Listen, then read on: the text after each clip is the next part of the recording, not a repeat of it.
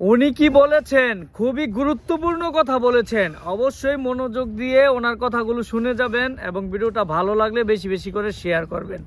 আগে ওনার কথাগুলো শুনেন। ভবন মালিক পলাতক, তারা নাকি 3 ভাই বা 4 ভাই, তারা কেউ কাল থেকে দুর্ঘটনার পর থেকে তারা কেউ নাই।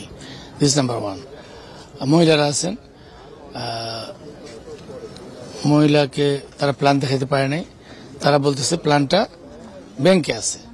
তো আমরা বললাম যে কোন ব্যাংকে, সে ব্যাংকে নাম বলছে, আমরাও যোগাযোগ করব, বাট তারা বলছে এটা 7 দিন সময় লাগবে। তারাই আমি বলছি কতদিন লাগবে ব্যাংকটা দেখে প্ল্যান দেখাতে, তারা বলছে 7 দিন লাগবে। তো 7 দিন লাগলে আমি 7 দিন সময় দিছি, বলছি যে 7 দিনের মধ্যে যদি তারা প্ল্যান দেখাতে না পারে আমরা বিল্ডিংটা সিলগালা করে দেবো। তাদেরকে বলছি যে আমরা 7 দিন পরে ম্যাজিস্ট্রেট নিয়ে এসে তাদেরকে বিল্ডিং খালি করে দেব এবং বাড়িটা খালি করে দেব। এই হলো এই বিল্ডিং এর সম্বন্ধে আমার সিদ্ধান্ত।